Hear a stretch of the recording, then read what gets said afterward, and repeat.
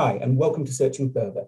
Today we are joined by Natasha Perks, who's a patent attorney with Abel and Imre. So thank you for joining us today, Natasha. I'm just wondering, for those who don't, like a lot of us might have heard of patents if we've watched an episode of Dragon's Den or something along those lines. But yeah, could you tell us what a patent is and what a patent lawyer does, or a patent attorney anyway? Yeah, of course. So if you were to come up with an invention, any kind of scientific, technical invention, then you might want protection for your idea to make sure that other people can't copy it and can't go away and start selling it or using it. So what a patent does is effectively it's a written summary of your invention. So we write those for all kinds of clients, for individual inventors or for big companies. We file those at the patent office and try to get them granted. And that gives a person or a company a monopoly over that idea for a certain number of years so that no one else can steal their idea. So they have to be sort of like unique and new ideas, do they? They kind of have to have some sort of level of uniqueness to them, or just a new application of an existing thing could also have a patent to it? That's a really good question, actually. So they definitely have to be new ideas. They also have to be inventive, which means they can't be an obvious improvement or development on something that's already known. So you can't just change the color of something and say it's new unless that's particularly clever. In terms of new uses for different things, you might be able to get a patent for a new use of something that's already out there. If you imagine, this becomes fairly complex area of law, but if you imagine in the world of medicines, what if someone discovers that a known drug can be used for a completely different condition? Then there might still be ways of patenting that. So it definitely has to be new and inventive, but it could be a new use or a new way of using something as well. Okay. Were you always interested in being a patent attorney, or was it something that kind of you stumbled across when doing other research or when you were in your studies previously? So I don't think I knew that being a patent attorney was a job until probably fairly late on in my studies. I'd always had an interest in science at school, but I was also quite interested in law. I'd watched someone in my family studying law. So I was quite keen on the idea of something that sort of crossed between the two. And then I think I stumbled across the patent profession and thought, well, that was the perfect mix. So what was it you studied beforehand, and how did that influence, I don't know, what you do today? So when I was at school, I started specialising in sciences. I was really terrible at science at school until I got to my GCSEs, but I had some really good teachers and ended up doing quite well. So I applied to university to do science, and I couldn't decide which one to do. So I studied natural sciences, which means you study a little bit of everything in your first couple of years, and then you gradually narrow down. So I ended up studying geology as my undergrad degree, a lot of looking at rocks. And then I did a graduate degree where I did physics. And that is more the sort of thing I do today. But because I started from quite a broad science background, I still work on lots of different areas of the physical sciences, so physics, IT, bits of chemistry. Oh, that's really interesting. So because of the work you do with lots of different, like, I imagine lots of different people come in with lots of different patent ideas. I imagine you probably do have one area of expertise, but I imagine it's lots of like people coming in from one area of science and another area of science with lots of different patent ideas.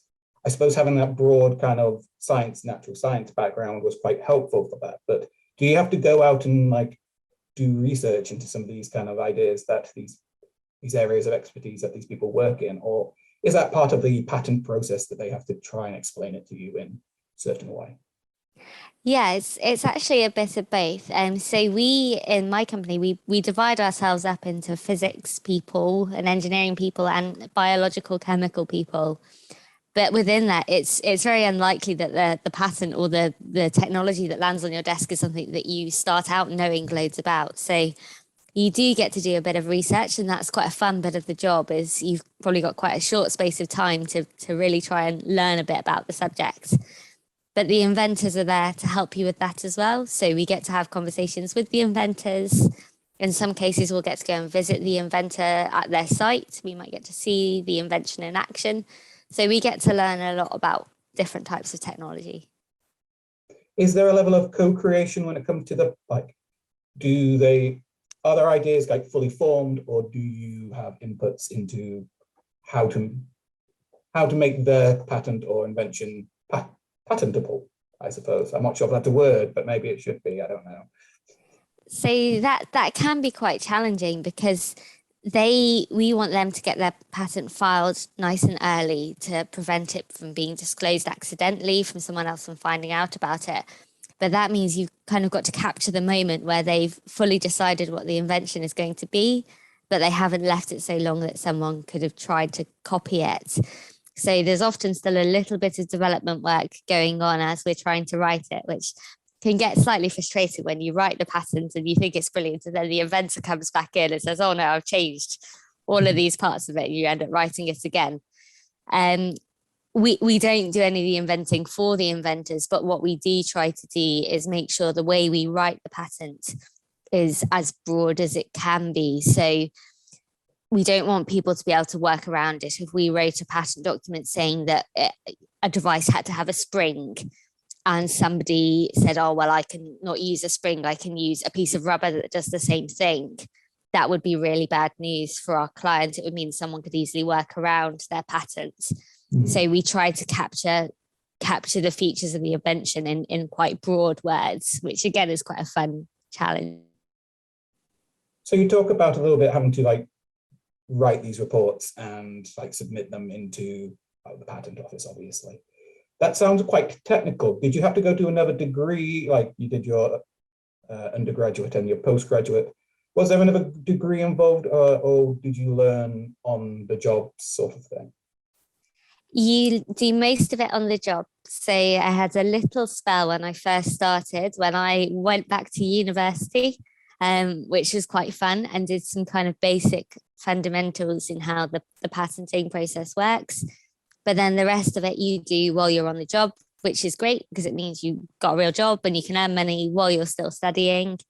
And it takes a few years, and they're quite tough exams for a good reason, that you don't want to be qualified until you're really happy that you know what you're meant to be doing in theory. So there's a fair few exams to work your way through, but you get there eventually. And no, you don't. So you don't need a whole new degree. I don't have a law degree. Oh, so what are the people who come into the people with these inventions? What sort of backgrounds do they have? I imagine a few of them have academic backgrounds or scientific and research backgrounds, but I don't know, is that everyone, or do you get some people who have developed ideas in their back garden, just kind of like trial and error? Like, what are the sort of people who are these problem solvers who come into your office? You're absolutely right. It can be a complete range. So we have a lot of big companies that you'd expect to have big research and development departments that are constantly coming up with new variants on the products that they make. But we do also work for a fair few sole inventors or small startup companies that might say have spun out from a university lab or something like that. And there's some quite famous examples. One of the famous ones that sticks in my mind is a lady called Mandy Haberman, who made the child's sippy cup, and hers was very much a in her living room invention. Which has turned into a massive company. So you certainly get cases like that as well. So yeah, obviously with the Our Space project, we do a little bit of focus on space-related kind of issues. Have you worked on anything that has been in space, or does your company kind of dip their toe into kind of anything that might have been into space? Yeah, we do. So I don't do this part myself, but we have attorneys in the firm who work on GPS satellites. So that's certainly a well-known bit of space technology. We also work on a lot of kind of similar technology. So a lot of the technology that you see in space will then trickle down into the aerospace industry. So airplane components and things like that. And then eventually a lot of it moves down further into sort of everyday commercial items. So things like your tinfoil space blankets and your dehydrated food that these days you might see in camping stores or things like that will have started out, they might well have started out as inventions intended to be used in space. So this might be a bit of a technical question. Are these products that are after their patent has run out, or can you add on new uses to a patent for, I don't know, an invention that had well, it was original intention was to go off into space, but then became something just kind of commonplace on Earth? Would that be part of the same patent, or would that be out of patent and developed by other companies? I don't know if that's a dumb question or not. No, that's a great question. So you can file patents for improvements on what you've done already. So say you had the original patent for the space blanket, but then you came up with a better material that held the heat in much better. You can file for an improvement and then you get more time with your improved patent. But they do have a finite lifetime for a reason. And in some of the really competitive industries, you will have competing companies watching to see when somebody's patent is going to expire. The big one you see it in is in pharmaceuticals, where, say, the patent for a very lucrative drug or pharmaceutical is about to expire. You see all of the competitor companies almost queuing up to get their products onto the market. So it's quite hotly contested. That's really interesting.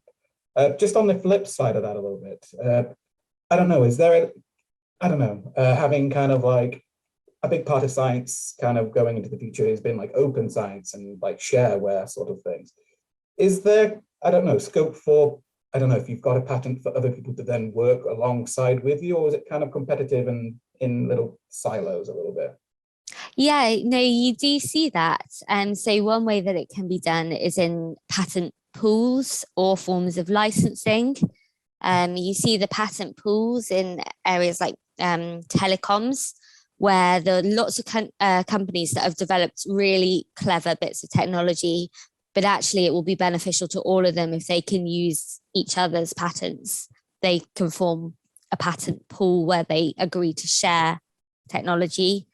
You can see licensing where someone might have a really good idea, but to be able to implement their good idea, they need to use something which is covered by someone else's patent.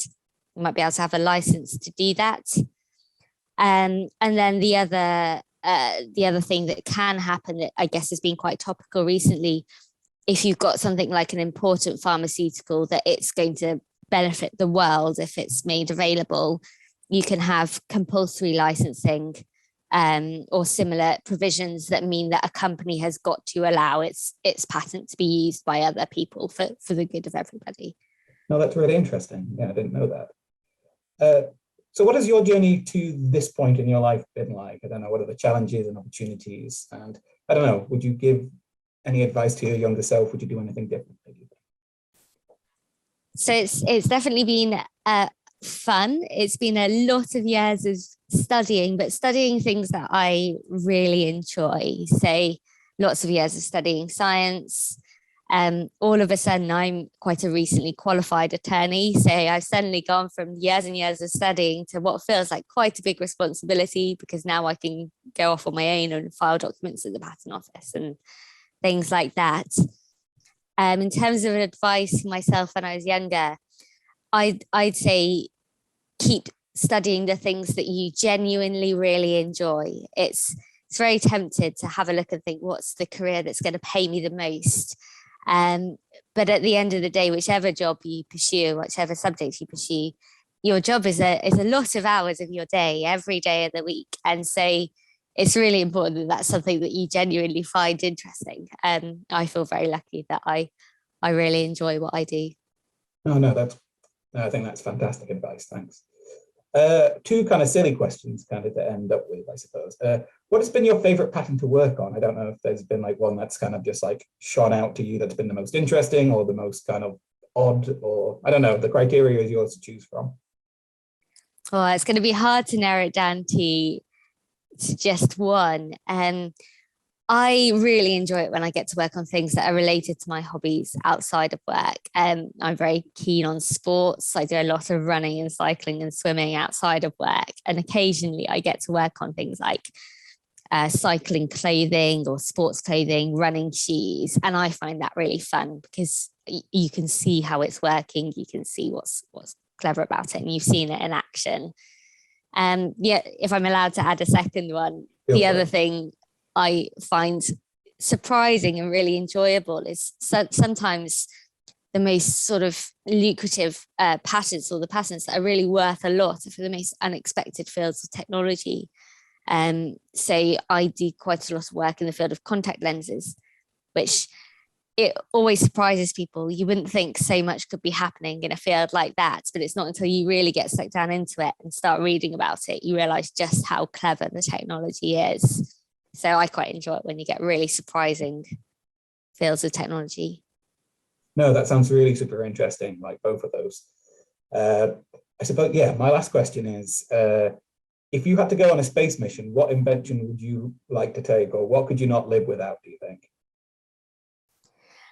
I think I'd want things for entertainment.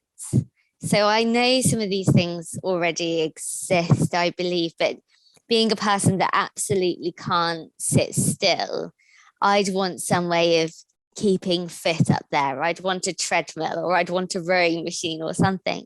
And I gather they have got things like treadmills up there, but I'd certainly want, if you're going to be stuck up there and confined in a small space, I'd want ways of keeping active, I think. No, that's really interesting, because you hear about, like, you do see them like having to go on like running machines and that sort of thing. But yeah, it must be so weird to do it in like zero gravity. Yeah. Yeah.